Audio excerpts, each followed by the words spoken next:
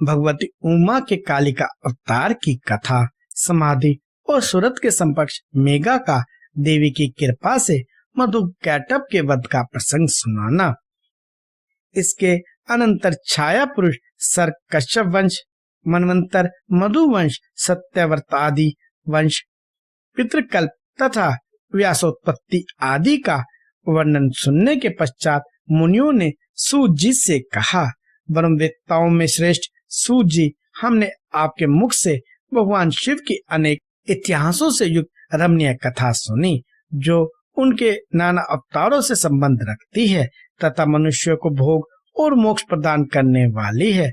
अब हम आपसे जगत जननी भगवती उमा का मनोहर चरित्र सुनना चाहते हैं। परमात्मा महेश्वर की जो आदा सनातनी शक्ति है, वे उमा नाम से विख्यात हैं। वही त्रिलोकी को उत्पन्न करने वाली पराशक्ति हैं। महामते, दशकन्या सती और हिमवान की पुत्री पार्वती, ये उमा के दो अवतार हमने सुने। सूत जी, अब उनके दूसरे अवतारों का वर्णन कीजिए। लक्ष्मी जननी जगदम्बा उमा के गुणों को सुनने से कौन बुद्धिमान पुरुष विरत हो सकता है? ज्ञानी पुरुष भी कभी उनके कथा श्रवण के शुभ अवसरों को नहीं छोड़ते। सूत जी ने कहा, महात्माओं, तुम लोग धन्य हो और सर्वथा कृतकृत्य हो, क्योंकि परा अम्बा उमा के महान चरित्र के विषय में पूछ रहे हो। जो इस कथा को सुनते, पूछते और वांचते हैं, उनके चन्ना कमलों की धूलि को ही ऋषियों ने तीर्थ माना है। जिनका चित्त परम समित स्वरूपा श्री उमा देवी के चिंतन में लीन है, वे पुरुष धन्य हैं, कृतकृत्य हैं। उनकी माता और कुल भी धन्य हैं। जो समस्त कारणों के भी कारण रूपा देवी श्री उमा की स्तुति नहीं करते, वे माया के गुणों से मोहित तथा भाग्यहीन हैं, इसमें संशय नहीं है। जो करुणा रस की सिंधु स्वरूपा महादेवी का भजन नहीं करते, वे संसार रूपी घोर अंधकूप में पड़ते हैं।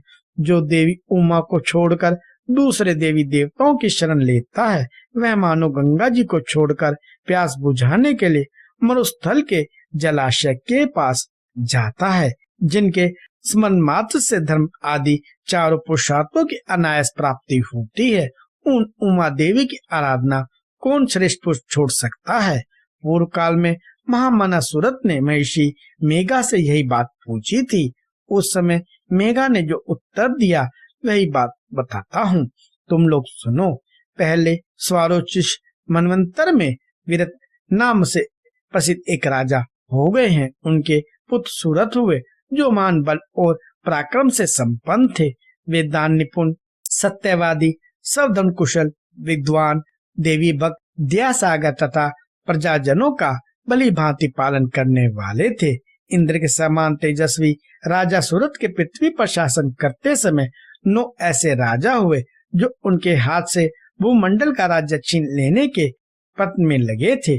उन्होंने भोपाल सूरत की राजधानी कोल्हापुरी को चारों ओर से घेर लिया। उनके साथ राजा का बड़ा भयानक युद्ध हुआ। उनके शत्रुघ्न बड़े प्रबल थे, अतः युद्ध में भोपाल सूरत की पराजय हुई। शत्रु ने सारे राज्य अपने अधिकार में करके सूरत को कोल्हापुरी से निकाल दिया।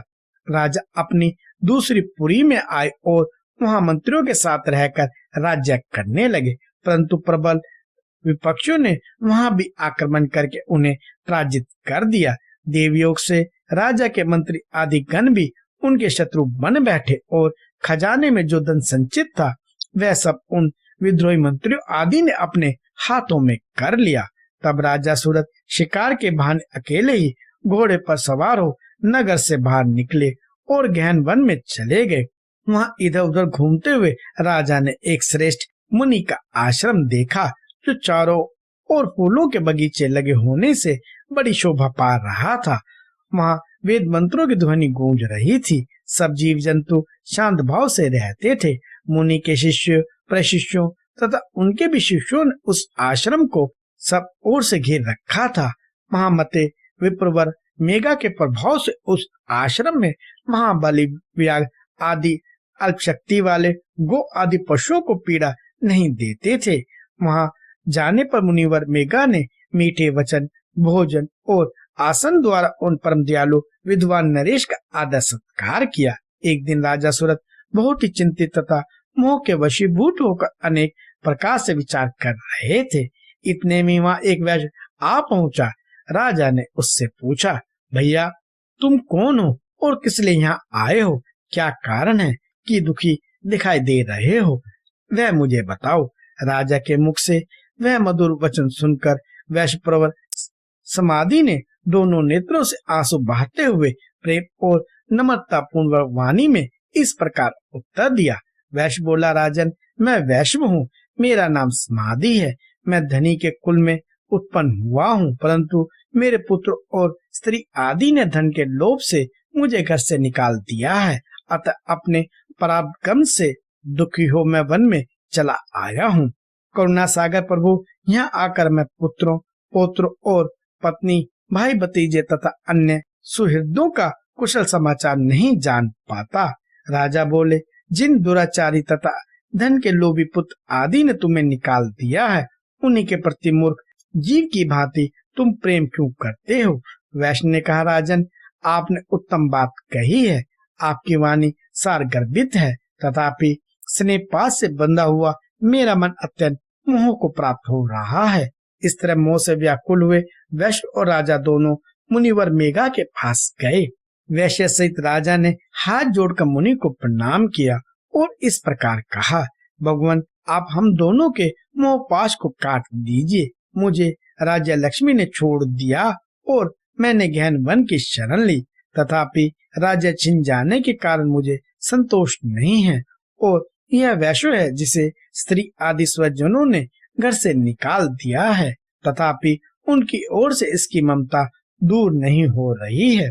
इसका क्या कारण है बताइए? समझदार होने पर भी हम दोनों का मन मोह से व्याकुल हो गया। यह तो बहुत बड़ी मूर्खता है।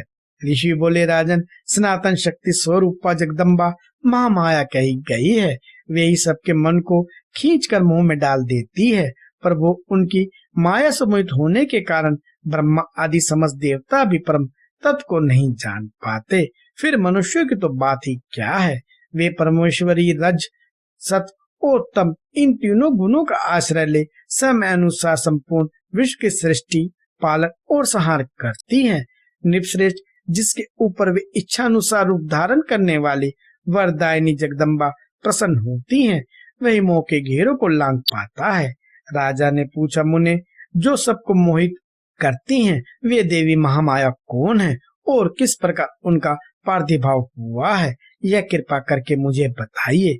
ऋषि बोले, जब सारा जगत एकांत के जल में निमग्न था और योगेश्वर केशव शेष की शैया बिछाकर योग निद्रा का आश्रय ले शयन कर रहे थे, उन्हीं दिनों भगवान विष्णु के कानों के मल से दो असुर उत्पन्न हुए, जो भूतल पर मधु और कैटब के नाम से विख्यात हैं। वे दोनों विशालकाय घोर असुर प्रलय काल के सूर्य की भांति तेजस्वी थे। उनके जबड़े बहुत बड़े थे। उनके मुख दाढ़ों के कारण ऐसे विकराल दिखाई देते थे मानो वे संपूर्ण जगत को खा जाने के लिए उद्यत हों। उन दोनों ने भगवान विष्णु की नाभि से प्रकट हुए कमल के ऊपर विराजमान ब्रह्मा को देखकर पूछा, अरे तू कौन है? ऐसा कहते हुए वे उन्हें मार डालने के लिए उद्यत हो गए। ब्रह्मा जी ने देखा ये दोनों दैत्य आक्रमण करना चाहते हैं और भगवान जनार्दन समुद्र के जल में सो रहे हैं। तब उन्होंने परमेश्वरी का स्मरण किया और उनसे प्रार्थना करी, अंबिके तुम इन दोनों दुर्जय असुरों को मोहित करो और अजन्मा भगवान नारायण को जगा दो। ऋषि कहते हैं, इस प्रकार मधु और कैटब के नाश के लिए ब्रह्मा जी के प्रार्थना करने पर संपूर्ण विद्याओं की अधिदेवी जगत जननी महाविद्या फागुन शुक्ला द्वादशी को त्रिलोक के मोहिनी शक्ति के रूप में प्रकट हो महाकाली के नाम से विख्यात हुई।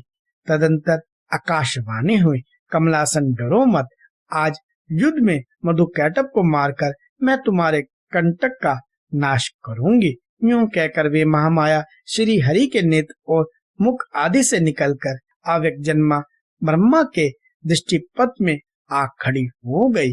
फिर तो देवादिदेव ऋषिकेश जनार्दन जाग उठे। उन्होंने अपने सामने दोनों दैत्य मधु और कैटब को देखा। उन दैत्यों के साथ अतुल तेजस्वी विष्णु का 5000 वर्षों तक बहु युद्ध हुआ। तब महामाया के प्रभाव से मोहित उन श्रेष्ठ दानों ने लक्ष्मीपति से कहा, तुम हमसे मनोवांछित वर ग्रहण करो। नारायण बोले, यदि तुम लोग प्रसन्न हो तो मेरे हाथ से मारे जाओ, यह मेरा वर है, इसे दो। मैं तुम दोनों से दूसरा वर नहीं मांगता। ऋषि कहते हैं, उन असुरों ने देखा सारी पृथ्वी एकांत के जल में डूबी हुई है। तब वे केशव से बोले, हम दोनों को ऐसी जगह मारो जहाँ जल से भीगी हुई धरती ना हो। बहुत अच्छा कहकर भगवान विष्णु ने अपना परम तेजस्वी चक्र उठा और अपनी जांघ पर उनके मस्तक रखकर काट डाला। राजन, यह कलिका की उत्पत्ति का प्रसंग कहा गया है। महामते, अब महालक्ष्मी के प्रादुर्भाव की कथा सुनो। देवी उमा निर्विकार और निराकार होकर भी देवताओं का दुख दूर करने के लिए युग युग में साकार रूप धारण करके प्रकट होती हैं। उनका शरीर ग्रहण उनकी इच्छा का वैभव कहा गया है। वे लीला से इसलिए प्रकट होती हैं कि भक्तजन उनके गुणों का गान करते रहें।